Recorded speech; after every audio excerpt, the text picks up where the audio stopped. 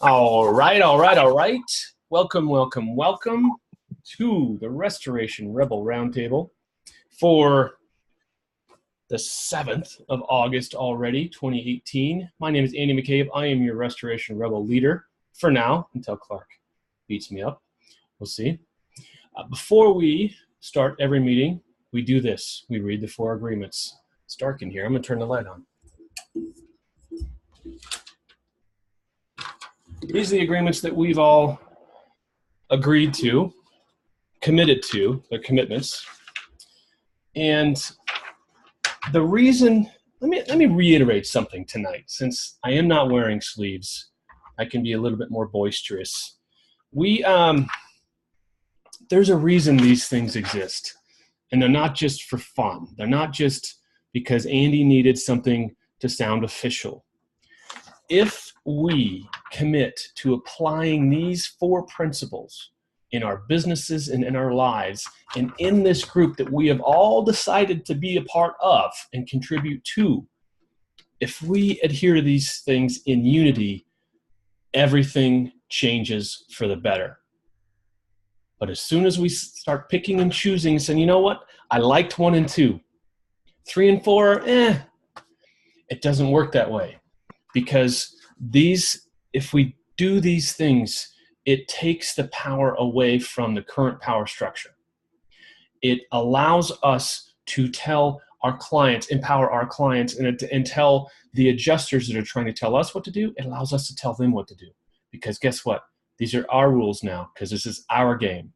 We let you play it for a little while, 20, 30 years. We let you play your game, or our game your way. Now we're going to play our game our way. That's what the commitment's about. It's about taking all the leverage away from folks who have had leverage on us for far too long. All right, enough rambling. Let's do it.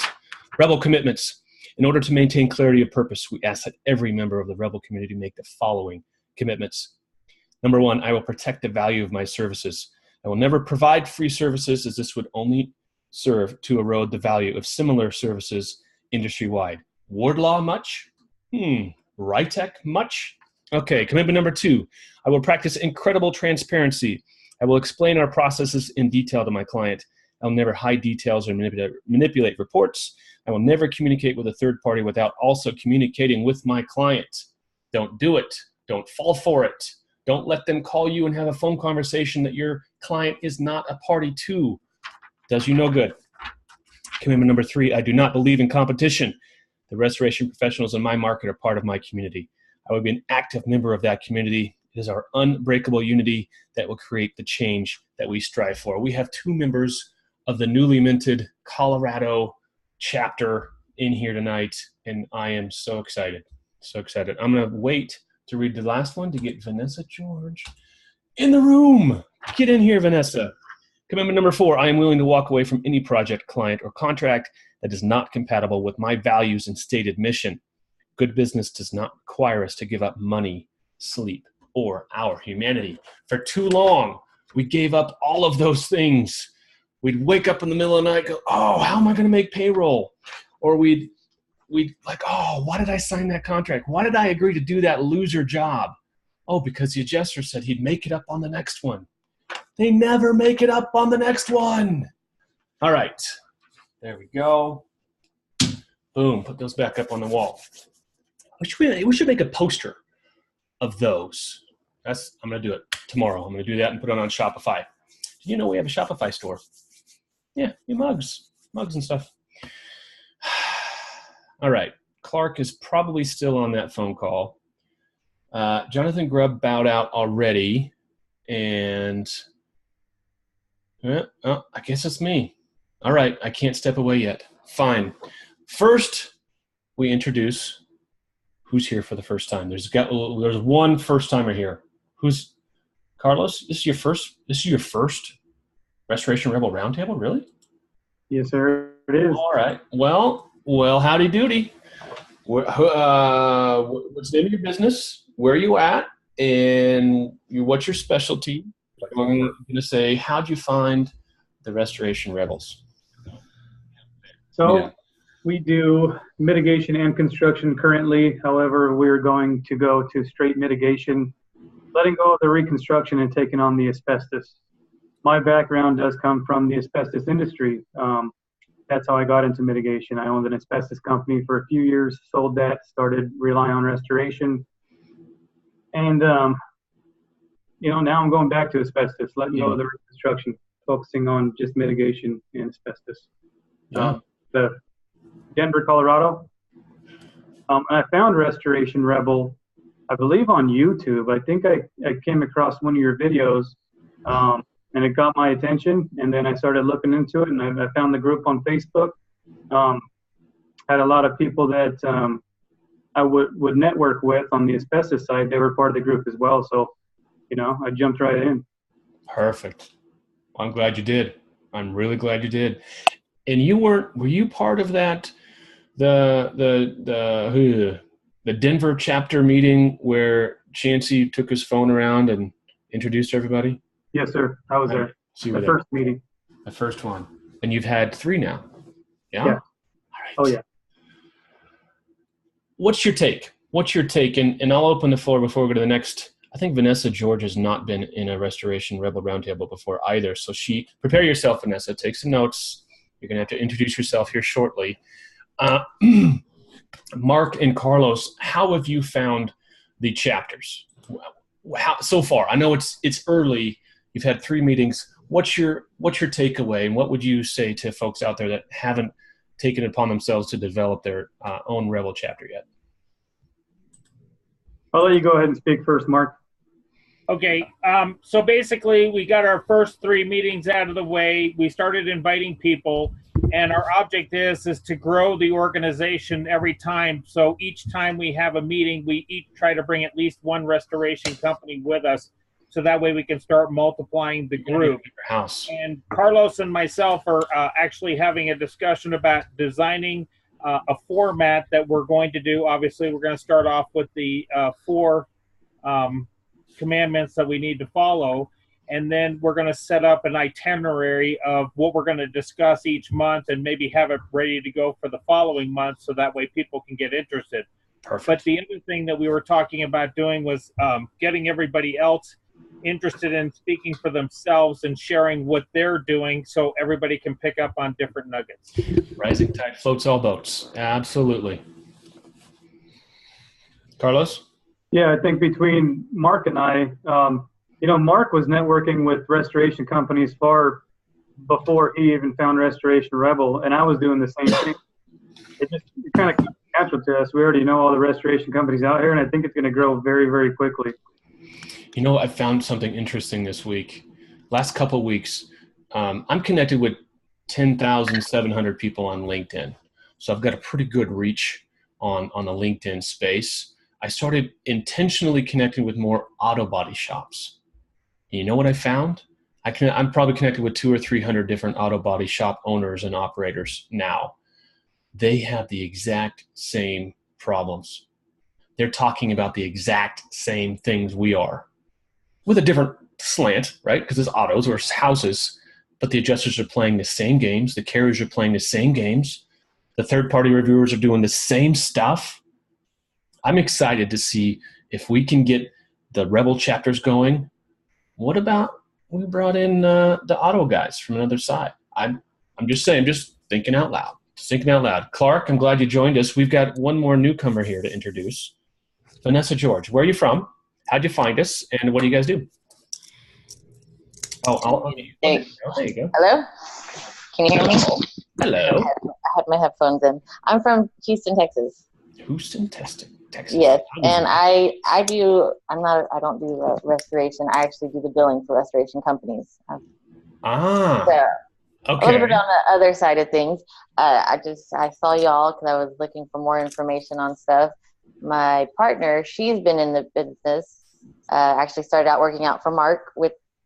Unmute your thing. Mark Wittridge? Yes. Okay. Oh. Okay. How long has Karina been doing the? Karina's been in the restoration like industry probably years? 26 years. Yeah. Mm. Good long time. So when you say billing, you mean Xactimate estimate? Xactimate, and invoicing it, billing it Invoicing it. straight through. Okay, yeah. There's a lot more people doing that now than there were 5 years ago when I started. It's a big space.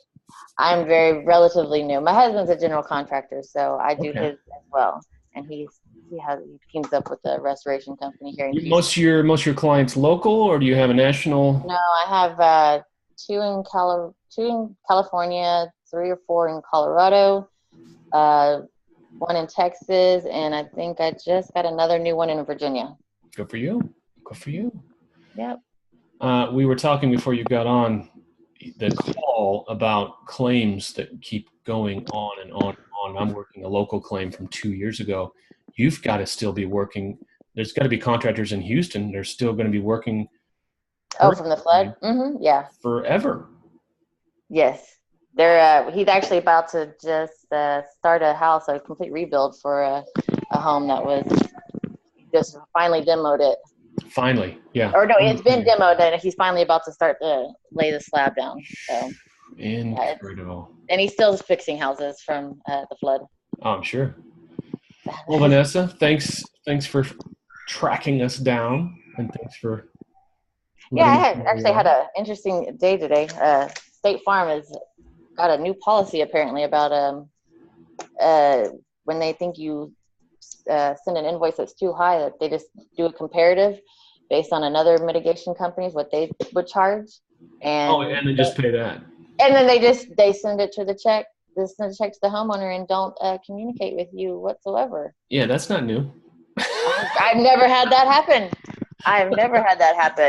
Welcome to my world, girlfriend. Not even no communication. No comparative. Nothing. 0 F's given. Just gonna. Wardlaw, are you busy today? Oh, write me up a mitigation invoice. I want the address. Yeah, put this address on it, and aim for $3,500. I gotta submit an email. Send y'all an email that I with Wardlaw that I had. I ended up making the price higher than the original. Oh, guys, they stopped fighting me. We're getting dangerously close. Why don't they just quit paying claims altogether? I mean, we're where does it stop? Where is that point where they say, well, we got to pay? I mean, why not just say, I'm going to give you $1 a square foot? If they call that standard, couldn't they pay $1 a square foot off their right? If they could get somebody to do it for $1 a square foot, I mean, I could get somebody to paint my entire house for $310, but it wouldn't look very good. It would not look very good. And that's why this rebel group, that's why this Restoration 2.0 needs to get the fuck on the mountain and start instructing homeowners. Yes, sir. Pick your insurance better. That's the fight. This room, I'm gonna go get my Steelers jersey for Chris Laney. This is great that we talk about it, but we got to damn do something, and that's what these chapters are going to be. Amen. All right. Brian Daltrey has a second meeting. We'll see you guys in a little bit. I'll check in. Brian Daltrey out of Ohio. Anybody know Brian? He owns a company called Drive Patrol. He had a first meeting with an attorney general who was extremely interested in his stack of paper of Xactimates from 7, 8, 9, 10 years ago that have not moved. And all of the emails from homeowners saying, I got a shadow on my face. I got some lighting issues. Yeah, that's too much. Some from homeowners emails saying, I was told y'all were too high. You wouldn't price within Xactimate, which is industry standards, and blah, blah, blah. And then he showed all of his claims, how much he's got out and unpaid and liens that he has with his homeowners. The attorney general called him back today. He texted me. He said, they want me to come back in, but they want me to get 15 to 20 other contractors in my area doing the same thing. That's a rebel chapter, because I'm sure we all have the same story, right? So, I mean, but when are they just going to say, well, we'll pay $1 a square foot? About $1.10 a square foot on Sundays. That's about it. No? Okay. Well, I told everybody it was open night tonight, open mic. Joe's not here to cuss, and he's not here to take over. So I'm letting Carlos and Chris and Vanessa, and I see Sherry's up there. I'm going to let y'all talk, or we can just sit here in some awkward silence. I see Danny Strong from here up. I can just tell you, Clark, that you in a Steelers jersey can stand in front of me. I'd have a pellet gun and just pelt you, brother. Look at all this fat. Look at all this fat. Pellets wouldn't hurt me. Super Bowl champions, baby. Super Bowl champions.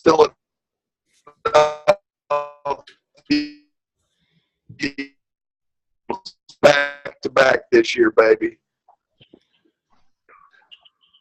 I'm sure glad his internet sucks because I can't hear anything you're saying. Chris, your internet. Did Blaine leave? Chris, your internet is terrible. So I didn't hear any of that. Anyway, what's everybody else been up to? What's going on? I've been, like I said earlier, it's kind of My internet sucked. Can you guys hear me? Yes. Yeah, I can hear you, Carlos. So I'm, just converting the reconstruction, letting that go, building those relationships with contractors. This is my idea on it, right? Is I'm referring out all my reconstruction work, and in return, these construction companies are referring mitigation work to me. I've already got 2 commercial jobs that I'm actually looking at tomorrow on mitigation, a big mold job. So it's been working out pretty well for me on that side. Is that more mold work, non-emergency? Because my question is are the construction companies getting a lot of first notice of loss on water damages and emergency services? I think so. This is an older loss. This happened during the hailstorms last month. They let it go for about a month, and it just started growing mold. So now they're really not in a hurry. They're trying to get some estimates on it, and they're going in there giving an estimate. Hopefully getting the job, but we'll see. It would have been a lot cheaper as a water damage than it is a mold, right? No joke. Yeah, exactly. Let's see who else. I think everybody on here I've met. Vanessa, I came in and heard. I see Dawn is down there. Hello, Dawn. Jason Harper from Savannah. I saw Lindsay, Janie. I mean, I don't know, Jesse. This is what do y'all want to talk about? We had a couple of different. We had some more threads in the group this week about got almost to the house and homeowner told me, homeowner told me that the insurance company scared him off and blah blah blah. So we that's becoming an every week thing. What do y'all think? Clark? Oh, hold on a second. Am I breaking up? No, I can hear you. Now, Clark, are you able to let people into the room? Yeah, well, I'm trying to keep Steven out, so yeah. Are you? Really? Yeah. Okay. Yeah, okay, he's in. Steven?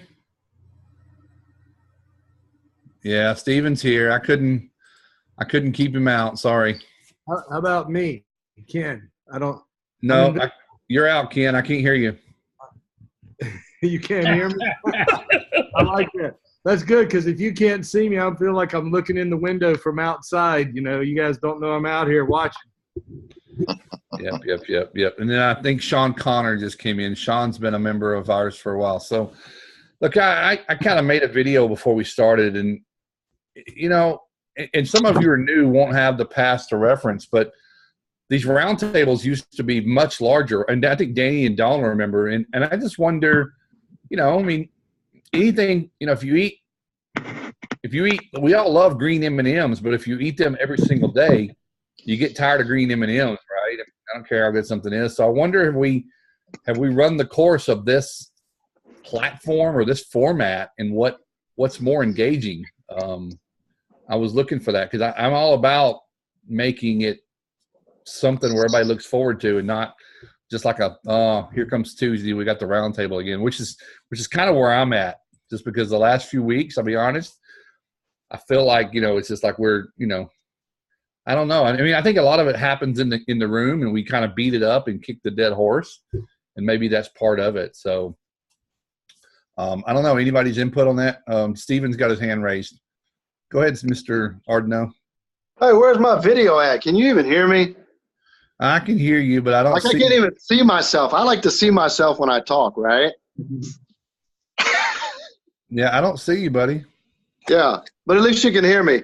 So here's the deal, right? Tell me. So the first time in the last 10 water jobs, I didn't collect from the homeowner, right? $36,000 water mitt.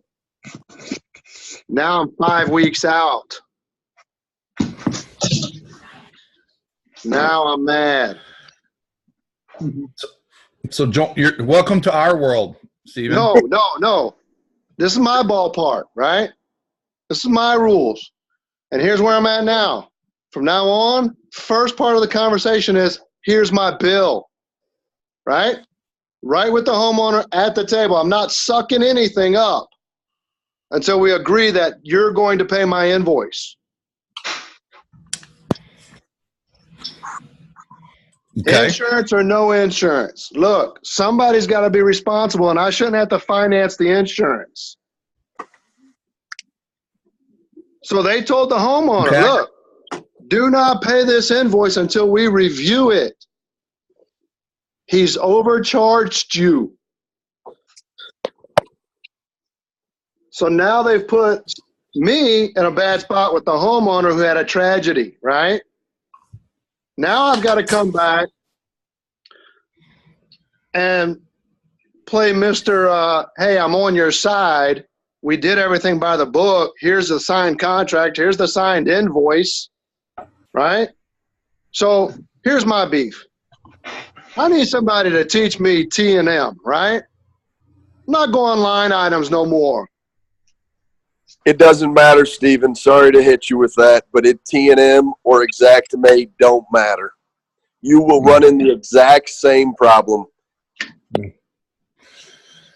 Stephen, So, Chris, they hold the cards.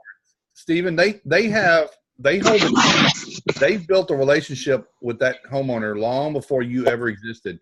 That's built in that they're supposed to trust their insurance company and that what they say. And then the fear of not getting paid to pay you at all, and that they come into financial crisis owing you, the fear of that outweighs their concern with their health or the quality of the contractor, honestly. And that's not every homeowner, but homeowners will pick not having to pay it out of pocket over having a quality job done. Right, but make me the bad guy who has to now put a lien on your house because I'm at that window where I can't go a day later. Yeah. Where do you get off the bus and say, okay, I did the work, but I'm going to eat the loss today? No, today you do what you said. You just gotta. And again, there's companies out there, Z-Lean and RSG, that are collecting jobs for this. Happens every day to every one of them. Everybody, used to happen to me. It happens to everybody here. You just, I hate to say, you just haven't had it happen. That snake hadn't bitten you yet, but that is the treacherous world. And I think the bigger the city, I think Chris deals with that crap all the time. I know Danny does, but you got to be willing to say, if you're not going to pay me on my day that I finish this job, you got to be willing to walk away from the job, because they're going to find somebody else that's ready to swoop in with a cape and take those terms and finance the job. I think your challenge is going to be, think about it, $36,000 mitigation or $10,000 mitigation. How many homeowners have that cash sitting around? Yeah. Well, you're in $1 million.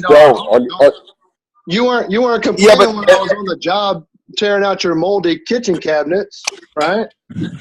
Well, I don't disagree with that.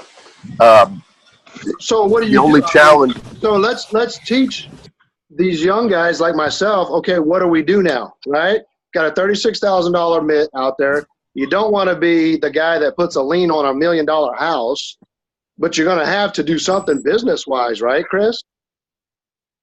Yeah. Okay, so let me ask you a question. When you were sitting at their kitchen table before that loss occurred, what was the price on your contract for that work? Okay, so I present my contract along with my price list, right? Okay, your price list. Okay, so here's the problem. If I'm the consumer, Steve, you hand me a price list. So what? You want me to just open a blank checkbook? So basically what you're telling me is you have no idea what it's going to cost to do this job. Correct? I won't hire you. I will not hire you in my home. Okay. And no homeowner should hire anybody that can't put a number before they complete the work. I don't care if it's a $5,000 mitt or a $150,000 mitt. The last $150,000 mitt we did, we had a number on the contract before we started. Period. You have to put a number to the work. Otherwise, you're leaving it open-ended at the end. Now your homeowner is sitting here with their carrier, and they don't know who's screwing them. Is the homeowner screwing them, or is the contractor screwing them, or is the carrier screwing them? They don't know. They're not educated enough. Yes, we have to do better to educate the clients. I don't disagree with that. The challenge becomes, if you don't put something on them and say, you're going to owe me this. Now, our contract reads that price can go up or down. Sure.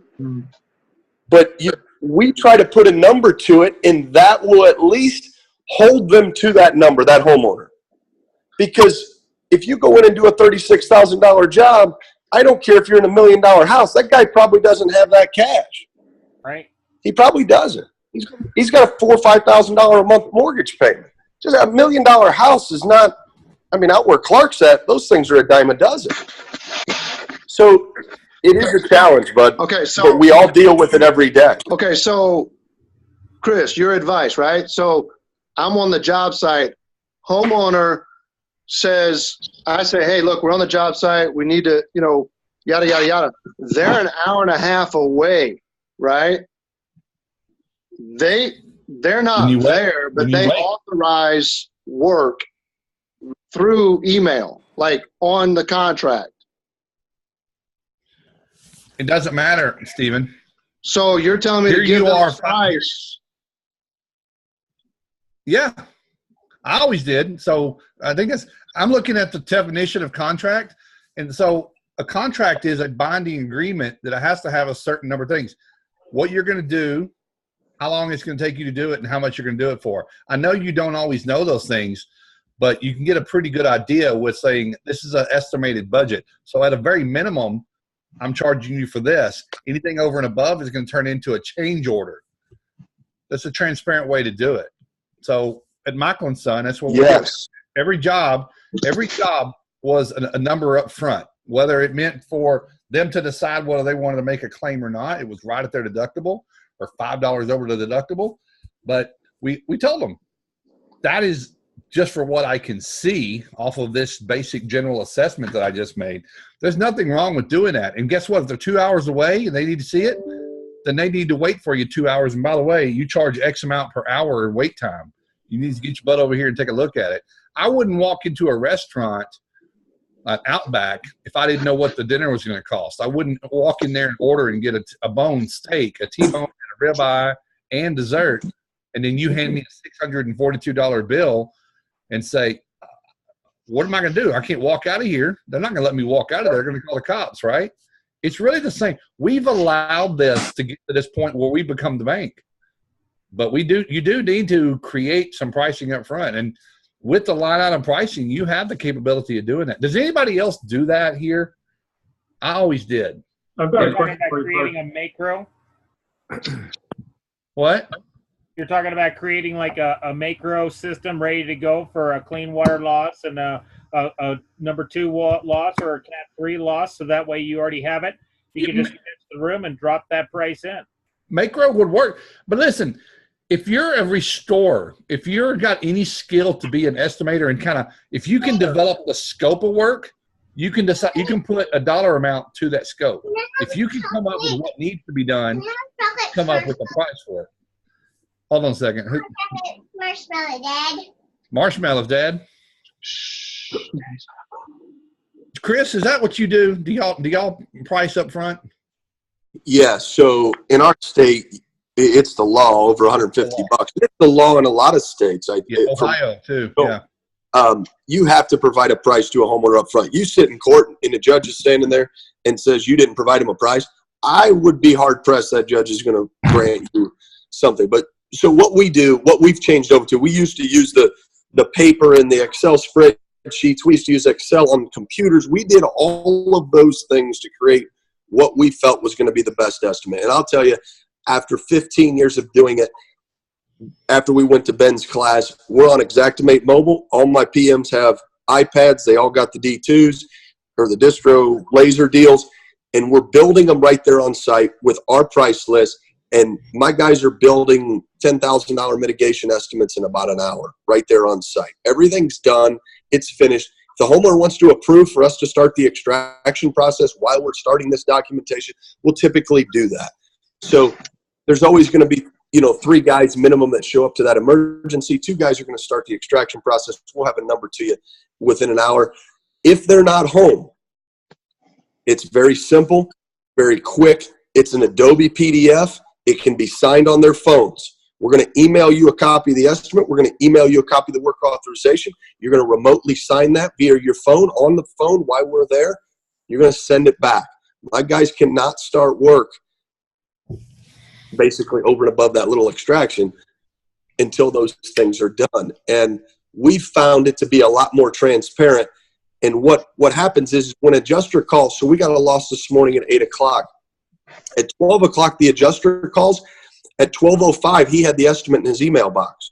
This is the initial. Right here, right now, it makes you live. We're living in a time that everybody wants something now.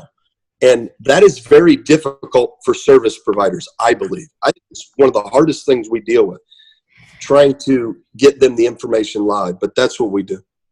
So let's think about other trades. Plumbers, HVAC, remodel, driveway pouring. You don't tell them just get started and tell me at the end what it's going to cost. Well, no, my plumber, no, that's not true, because my HVAC guy comes out.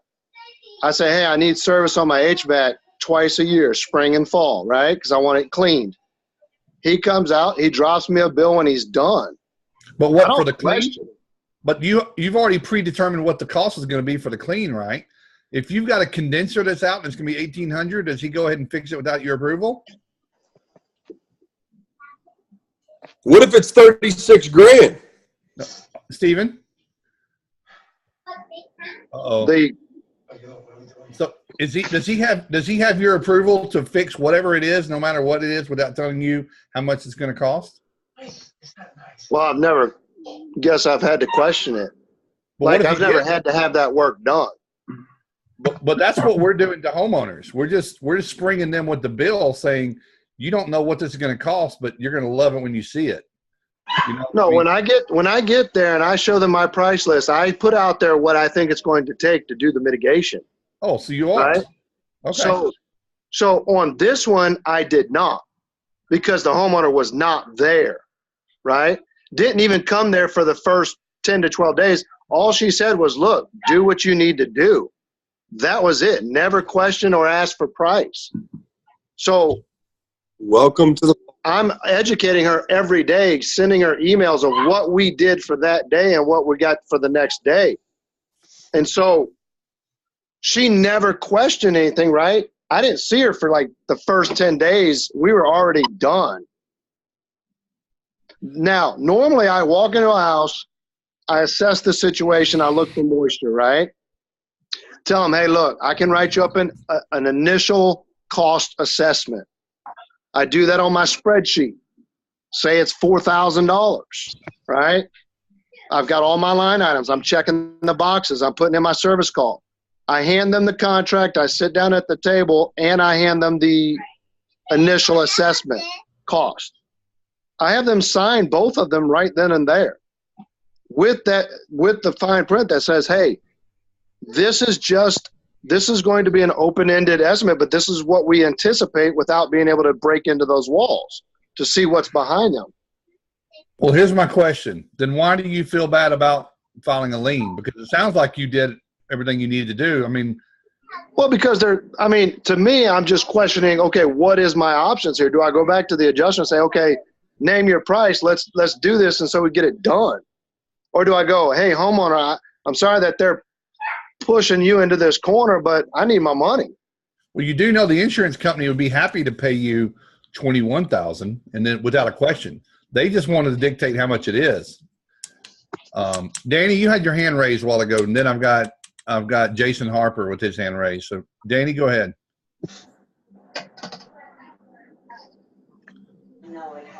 Yeah, I didn't mean to raise my hand if I did. Oh, okay. Jason? Jason Harper? Nah. And the only reason I bring this up is because I want to learn from guys like Chris and you and all these other guys that have been pushed around for all these years, right? And this is my first one. Well, the secret is we're still getting pushed around anyway, but you can protect yourself. And if you're facing a judge, you want to have the right answers and not like a shrug of the shoulders. Go ahead, Chris. I interrupted you. I tell my PMs, don't let their problem become ours. Right. And when you went about the process, so you talked about all these other claims, Steve, you've worked and you've done this other process and it's worked. Don't change the process because of a larger claim. The process stays the same, whether it's $1,000 job or a $100,000 job. Your process should stay the same. And don't deviate from that. When you go and you're sitting there with that adjuster on that $36,000 job, you don't want to walk into that and say, well, let's go. Let's negotiate this thing out because I just need to settle this. Because now they got you. You're at a spot of desperation. You put together a $36,000 invoice for a reason. You need to stand on that. But you need to ask them if there's items within your estimate. All I need from you guys is to show me the documentation for the errors within my invoice or the items that you feel you need to discuss with me. Very simple. Provide those things. Let's go back and forth. Sometimes what I did with Wardlaw this week, right? I had a lady on the phone. I asked her for documentation. She said no. I said, perfect. Let me talk to your supervisor. I know the head of claims reviews at Wardlaw. And so I just get Chad on the phone. Sometimes you got to remember who you're speaking to. If you're speaking to somebody that doesn't have the knowledge base or the education base you have, sometimes you just politely and professionally need to ask, can I speak with somebody else within your organization or a supervisor that I can review this with, because unfortunately we're not coming to an agreement. You have to say it just in that tone. It doesn't have to get personal, and don't bring the emotion in it. But on that $36,000 job, I think in a way you allowed the client to dictate that process that ultimately put you in the shoes you're in. Sure. There's a couple of comments on Facebook. Shane O'Dazier said he tried to jump in. He doesn't know that I blocked him. I'm kidding. Chad Holcomb, I lied out on my prices, gets you a lot closer to a final bill number. Highly suggest. Michael Bellor agrees with Chris.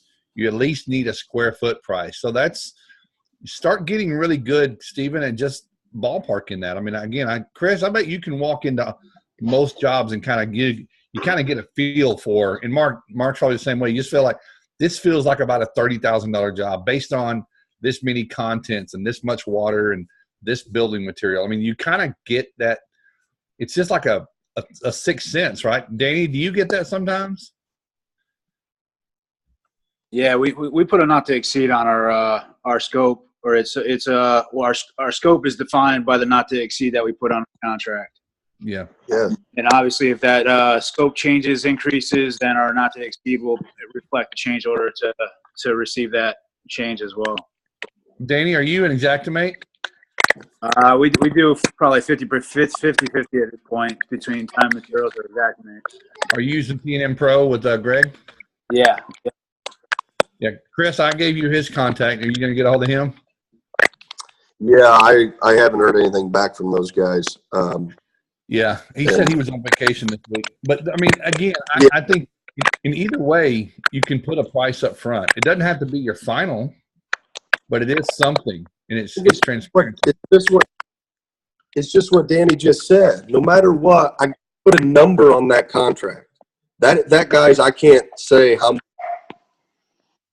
that changes the ball game. And it doesn't. You're still going to get negotiations. You're still going to get review.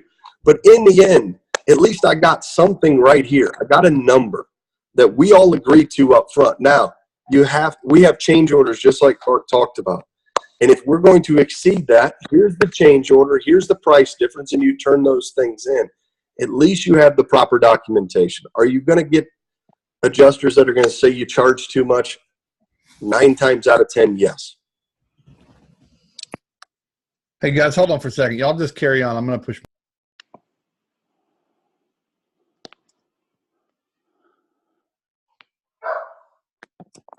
He So, must have gotten a phone call or Chris. something here.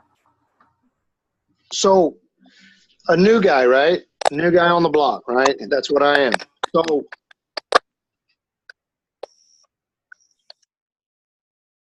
How far are you taking it when you're working on this whole project? I mean, are you taking it from the water all the way back through the reconstruction? Because I remember seeing photos you posting. Look at my first reconstruction job, and you were putting the place back together before even getting paid. no, this is actually one that I did about 6 weeks ago. And so the homeowner built the house, right? 200 acres. It's a beautiful home, right? They hadn't even moved in yet. Like, they still live an hour and a half away. And so she called up on a Saturday morning with 4 days of flooded water in her house, like immaculate house. Everything's flooded, damaged, and everything. And she has the actual builder meet me on site to let me in because she's not coming to the house. But she wants to authorize everything through email and just says go for it, right? So, I'm just trying to find, what do you do as a new guy? Because you're not going to go through there, in my mind. I've never dealt with a big project like this, right? And go, okay, that's $35,000 here, sign here. I'm not that great of an estimator right now. I'm still learning, right? But how do you get the client who's an hour and a half away to the table and say, yes, this is my estimate, I agree to it? I think there was an industry professional that said willing to sign your contract with your projection on what the cost is going to be, then they're not worth being your customer. And they're not willing to pay you at the end. I think the time that you buy in the beginning, Stephen, is worth to not have to fight with what you're doing now. I don't think the problem is what you're dealing with. There is no problem with scope because you're talking about approvals. She approved it. I don't think that's in question. I don't even think it's the amount. People do jobs bigger than $35,000 all day long. You just got a hold of an adjuster that decided to say what he says. What if he didn't say you were too high? I think you're just dealing with another claim, whether it's 3,500 or 35,000. The size of it doesn't change, doesn't make you right or wrong. And if you gave her an estimated number up front, then it's time to lean it. Actually, you should have leaned it weeks ago, maybe. I don't know. The size and the complexity of the job don't change what the job. It's still a house built with the same materials, and it has water in it, and it has to be rebuilt. So whether it's $1 million or 1,000, you still put money into that job, and you still have a contract, and you were still transparent with your amount. Yeah. You just treat it the same, like Chris said. You don't change your process based on if it's a Cape Cod style or a trailer park. Your process is your process, and you just go with it. Yeah, and I've got a guy that's going to have me do a $150,000 remodel in his house, and he lives in another state. We're never going to shake hands, but we have an understanding, and we're going to have a contract. Carlos, you got your hand raised. Yes, sir. I'm really glad that we're talking about this because I ran into the same situation. It's not $36,000, but it's around $4,000. This project, same situation. This guy lives in California. He had called me for a water mitigation job. It was his air conditioning unit that leaked through 2 stories of his home. The renter was there. It was a weekend job, so after our rates, it was about $4,000, right? And on the contract, we put to be determined. We did not put a price on there. Now, the homeowner, as soon as he seen the price, he said, "You didn't give me a fair shake at this. didn't give me a price, and only thing I can afford is $1,000. But here's my next question, because there was a local company here, and they were fairly large, and the owner and the general manager went to prison, right, for insurance fraud. They ended up getting those guys for it was like sending fictitious stuff through the mail is what they got them for. But I was told from an adjuster that the reason why they started looking into these guys is because they were putting small numbers on their contract, let's say $3,000, and then at the end they would invoice for another $10,000. So I haven't spoken with my attorney yet, but I was told that was illegal to put a number on your contract and then to change it. Well, if your contract's a T&M contract and it's got a schedule of fees on it, yeah, it doesn't matter. You don't have to commit to them. Before you, real quick, before you do the additional work above and beyond the number on your contract, there's a change order in place before that work is done. Yes. Yeah. The minute someone exceeds what the original number was, you're not in breach, but you're in. Well, you're outside very, very contract. You're outside. You're outside of your contract. That's right. They didn't. Yeah. They didn't agree to it. Here, let me go over something here that Sean. Let me go over. We got Sean waiting patiently with his hand raised, Clark. So just, Sean, go ahead. just so you know. Yep. Yeah, go ahead, Sean. Long time no see. You're good. You're good. Yeah, man. you're good. Good to see you, man. Well, good to see you. It's been a while. Yeah. Too long. California man. That was a good trip. Yeah, it looked like a good trip. It was great, man. I got to quit traveling though. I haven't been working all travel. It's been like 4 months. Hey, you know what? I'm hearing, the conversation, and I agree with the what I'm hearing from Chris. Prices up front, change orders. It's all good. I think whether you do that or you don't do that, communication with the adjusters, with the homeowners, and whether it's recorded on our line or I've really got down to where I try to keep it all email and you have a record of it. Yep. Is you're doing that as you go and you're saying, hey, this is what we're going to do. Do y'all approve that? Are you okay with that? As we gain that record going all the way through, really, really makes things smoother in the end. But, I've been doing this for a lot of years. And I don't, up till this point, I don't give a price up front. And I've done many, many large jobs. I don't do very many small jobs. I mean, unless you're calling small 8 or 10, 12 grand, It doesn't matter whether I'm doing 4,000 or 60,000. The result's always the same. I always have that kickback. I always hear that argument with the insurance. I'm always a sleazeball. 10 times over anything they've ever seen. No one else in your market charges for that. No one else. But I always have one question, and that is, what line items do you have issues with? Yeah. Bingo. And every time when I'm hearing them argue that, they say, well, you know what, give us a few days to go look at that, and we'll get back to you. Well, if you looked it over, why do you have to go look at that? But that's fine. They go look at it, and they come back. And where they wanted to pay $4,000, they say, "You're right, we were wrong. It's $8,000. Let us write a check." Well, okay. Well, we're still 20 grand off.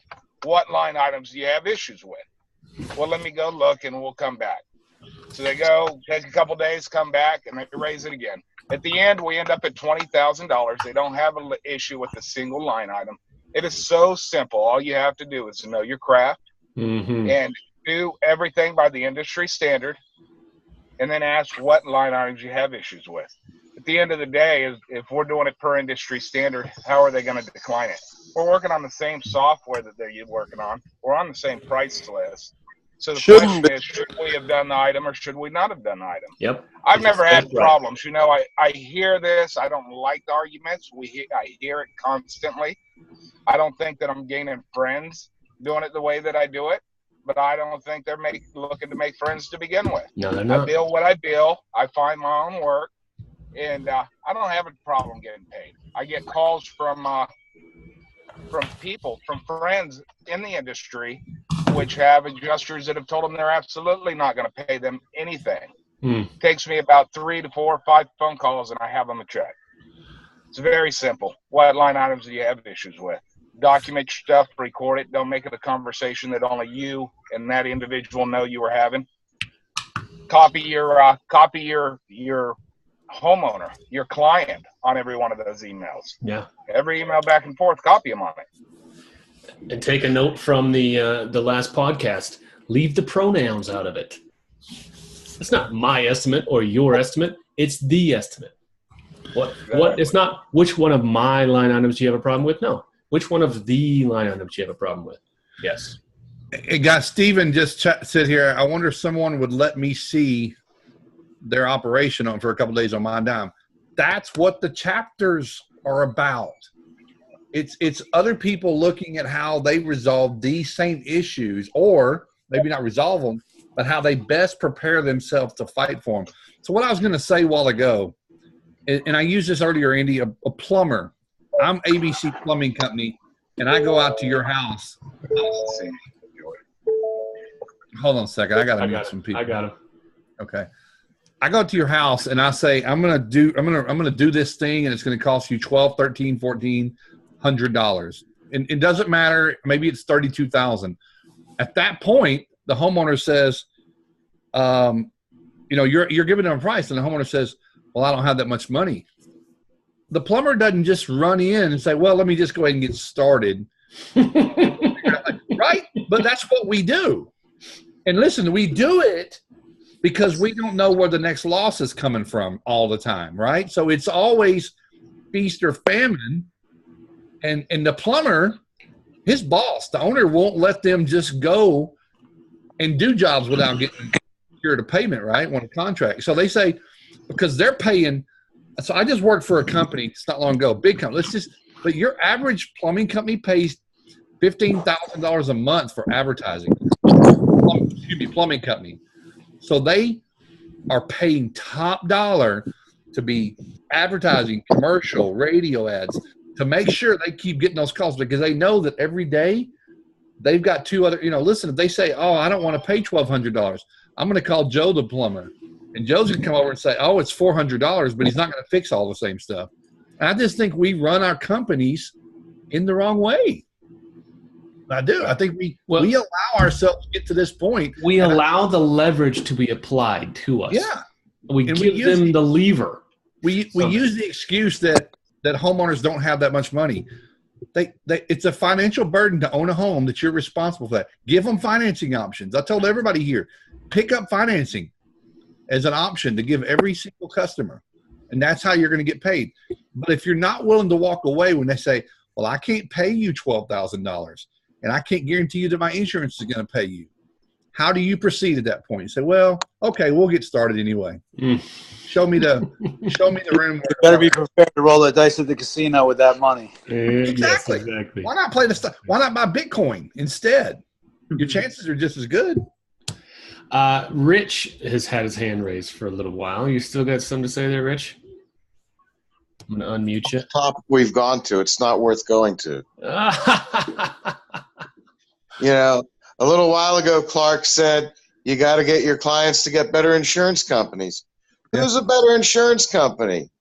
Heck, I love Erie. They've started referring Rytech for third-party evaluations now. I used to like USAA. The last 3 claims I've done with USAA, they've been a pain in the ass. Yes. So who's good anymore to say that about? Cincinnati. Lemonade. I can say Cincinnati. Listen, Rich, what if every insurance company was on Amazon with ratings from their users? How would they act then? If they were being scored, how would they behave? If they knew that their visibility was on much better. Yes, that's the future. That is the future we are barreling into. That's just going to be the reality. Yeah. I used to, every time I came across a poor sucker that had Travelers or Allstate, I'd steer him towards Erie. I'd steer him, because the Erie claims people have always been great around here. Now I hear everyone's telling me that, what is it, Rytech? Yes, it is. I haven't had the pleasure yet. Hey, Rich, you know what happened, Rich? So Erie is in a rebel group, and they heard all the other insurance companies saying, oh, man, you're still being a nice guy? You got to do this. And I wanted to go back to Sean's point for a minute. Sean was talking about how the carrier calls and asks, to drop the price. But the minute he rebounds and says which scope line, it just goes, they're following a process. They're following a scripted training that if they ask every single homeowner, every contractor or if they ask every contractor, will you drop it? A third of them are going to say, yeah, if it means you'll go ahead and send me the check, yeah, I'll go ahead and get it. It makes it work. It makes it worth the process. They've got a game plus there. Sean's got his hand up again. He does. You want more than one chance? Wow. All right, Sean, go ahead. Oh, looks like he's. Oh, where'd he go? Gone. Gonzo. All right, that's fine. Yeah. Chancey's just showing just some ripped pecs right now. Man, could you move off of your cleavage for me? I'm sorry. You're distracting me. But Bob has something to add. Bob, get in here. On that note, let's hear from Bob. I think we see rebels coming here from time to time and say, well, I get paid in 10 days. And I've never been able to show them, prove it. I don't know anybody in this industry is getting paid in 5 or 10 days after the day it's done. Do y'all? Evidently, there are some people. Hold on now. Hold on. How? Wait, Bob has something to say. Come on, Bob. I've got Steven, hold it. Hold on. Right. Easy, I'm muting Steven. Going back to what you were just talking about with the insurance adjusters, I actually firsthand had a insurance company. We did a job, and they had a brand new in-house desk adjuster call me, young kid, and he says, look, your bill's too high. We need to cut this and this. I said, no, we're not doing it. We're just going to go to the homeowner, which you're not going to pay. And then he just kind of like spilled the beans at that point. He goes, oh, geez. I mean, that's not going to work. I go, what's the problem? Well, I'll be honest with you. I just got this job. My boss tells me I got to call every contractor, no matter what they put in their bills. I got to call everyone and get them to cut their prices down. Exactly. That's my job here. And I said, well, go back to your boss and tell him you tried with Mr. Timmel and it just didn't work. Because what you aren't going to pay, we're just going to bill the owner and that's going to be it. Well, that doesn't work. I go, I know, maybe for you it don't, but it works for me. Works just fine for me. Yeah. Okay. All right. Don't do that. We'll pay it. I'll just let them know I hate this job. He said, I just started this thing and I hate it. But that was proof in the pudding right there. The guy spilled his beans. That's what this job was. Exactly. And they wonder why the insurance industry has such a hard time recruiting and retaining people. Yeah. People don't want to be adjusters anymore. It's a shitty job. Yeah, it is. So that's my 2 cents. Firsthand, I know that's what they do. God, love it. Thanks, Bob. Hey, Bob, where can they read about how that works? How that works? What are you talking about? You know what I'm talking about. Everybody. Don't you? You mean there? Right there somewhere? That's one of them. Delay, deny, defend. Yep. That's yes, delay, deny, defend. Yes. Yes. That's required reading, I think, for every rebel there is out there. It actually should be required reading. Oh. Maybe we should have a chapter a week on Tuesday nights. The book reading club, okay? I think we have something else going on Tuesday nights. I'm not sure though. Not sure about. You could start every meeting off with one line from every paragraph. There you go. Well, you start doing that, and people really won't show up. Hey, listen, it was pretty quiet in here. I mean, I could hear a pin drop next door in my neighbor's house, as quiet as it was before I got on here at 7:45. No. So, are you going to collect on that thing or what, Steven? Look, here's what I'm going to do. I'm going to call the adjuster tomorrow. She's a half an hour away from me. I'm going to go see her. She's a senior representative. I'm going to say, look, I'll cut my bill in half just to please you so I can get paid. And then I'm going to collect the other half from the homeowner. Mm-hmm. No, what I'm going to do is, look, I'm going to go to sleep tonight. I'm going to wake up tomorrow and watch the sunrise from the east just like I do every morning. And you know what? I'm going to go do my business. Yes, sir. Just like I do every day.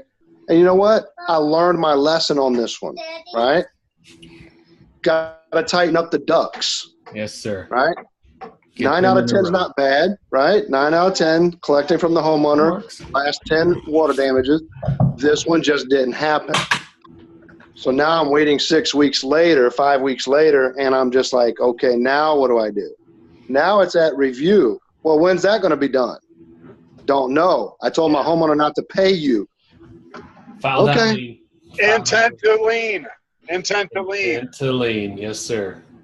Get it done tomorrow. Hey, Steven. Yeah. I know companies that have receivables that are 25% of their annual revenue right now. That's nuts. Think about that. That is nuts.